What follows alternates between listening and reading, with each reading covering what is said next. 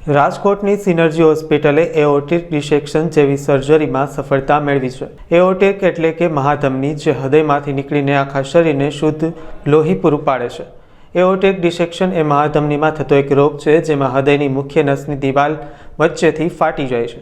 આ રોગને તેની શરૂઆતની જગ્યા મુજબ ટાઈપ એ અને ટાઈપ બીમાં વહેંચવામાં આવે છે।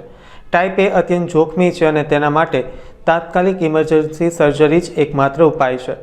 સિનર્જી હોસ્પિટલે છેલ્લા 1 મહિનામાં આ પ્રકારના 5 દર્દીઓ પૈકી 3ની સફળ સર્જરી કરી છે અને અત્યાર સુધીમાં 30થી વધારે સફળ સર્જરી કરી સૌરાષ્ટ્ર અને કચ્છમાં અનેક દર્દીઓને નવજીવન આપ્યું છે। મારું નામ ડૉક્ટર માધવ ઉપાધ્યાય છે।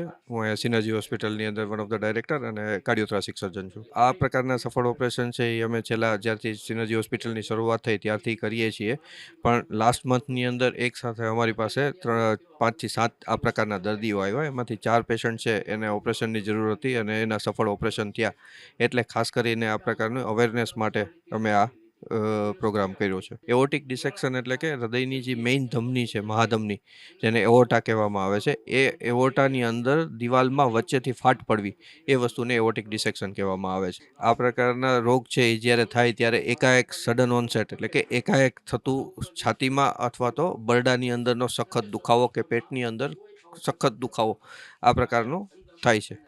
હૃદયના વાલ્વની તકલીફ ઘણી વખત છે એ ઓલરેડી મોરલી હોય કે જેની અંદર છે એ દિવાલ નબળી પડેલી હોય, તો એ પ્રકારના રોગોની અંદર આ જે ડિસેક્શન થવાની શક્યતા રહે। એઓર્ટિક ડિસેક્શનની અંદર મુખ્યત્વે 2 પ્રકારના એઓર્ટિક ડિસેક્શન થાય છે। એક ટાઈપ એ કહેવાય, એક ટાઈપ બી કહેવાય। ટાઈપ એની અંદર સર્જરી સિવાય બીજો કોઈ ઓપ્શન નથી, એટલે સર્જરી એ જ એનો એક આન્સર છે। ટાઈપ બી હોય તો ઘણી વખત ખાલી દવાથી અથવા તો સ્ટેન્ટ ગ્રાફ્ટથી પણ એને ટ્રીટ કરી શકાય છે, જે પણ આપણે કરીએ છીએ અહીંયા। ના, ડેફિનેટલી એમ કહીએ કે સેલ્ફ સેટિસ્ફાઈંગ રિઝલ્ટ રહે, કારણ કે જો તમે આ પ્રકારના દર્દીને સમયસર સારવાર ન આપો, ઘણી વખત છે એ આ પ્રકારના દર્દી છે એ અહીંથી અમદાવાદ પહોંચી શકે એવી કન્ડિશનમાં નથી હોતા મેજોરિટી ટાઈમ, તો એ પ્રકારના દર્દીને તમે જીવ બચાવો છો ત્યારે તમે ખાલી એક દર્દીનો જીવ નથી બચાવતા, પણ એક પરિવારને ઉજળતા બચાવો છો, એટલે definitely it is self satisfying.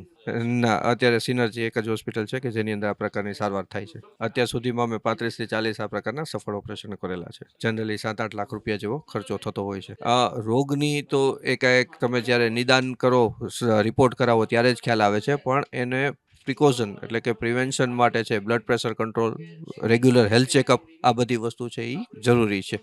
મારું નામ ડૉક્ટર દિવ્યેશ રાઠોડ। હું સિનર્જી હોસ્પિટલમાં ડૉક્ટર માધવ સર સાથે કાર્ડિયાક સર્જન તરીકે જોડાયેલો છું।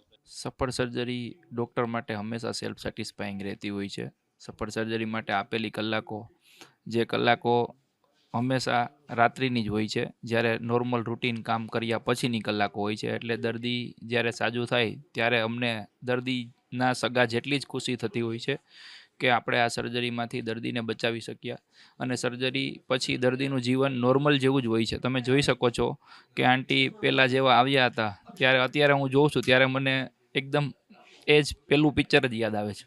એઓર્ટિક ડિસેક્શન એટલે કે હૃદયની જે મેન ધમની, મહાધમની કહેવાય, એની અંદર જે ફાટ પડે છે, બ્લડ પ્રેશર જ્યારે વધારે હોય, વાલ્વની જ્યારે તકલીફ હોય, નળી જ્યારે પહેલેથી જ ફૂલેલી હોય, તો આવી બધી કન્ડિશનોની અંદર જ્યારે હૃદયમાં એ મહાધમનીની અંદર જે ફાટ પડે છે એને હિસાબે જે ડિસેક્શન કહેવાય કે ડિસેક્શન થાય છે, એને હિસાબે દર્દીને જે ઇમરજન્સી સર્જરીની જરૂર પડે છે એને એઓર્ટિક ડિસેક્શન કહેવાય।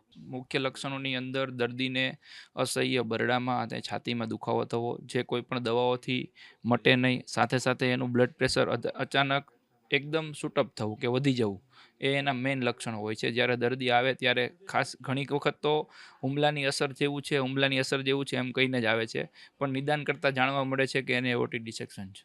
છેલ્લા મહિનાની અંદર અમારી પાસે 7 થી 8 પેશન્ટ આવેલા હતા, એમાંથી 4 પેશન્ટને અમે ઓપરેટ કરેલા છે। 1 કે 2 પેશન્ટની કન્ડિશન્સ એવી નહોતી કે આપણે ઓપરેશન સુધી પહોંચી પણ શકીએ, એટલે જ આ કેમ્પનું આપણે અવેરનેસ માટે જ આ પ્રેસ કોન્ફરન્સનું આયોજન કરેલું છે કે દર્દીઓ સમયસર, દર્દીઓના સગા સમયસર જાગે અને આપણી સુધી પહોંચે કે દર્દીનું આવી જટિલ સર્જરીથી પણ ઈલાજ શક્ય છે, જો સમયસર આપણને ટાઈમ મળે તો।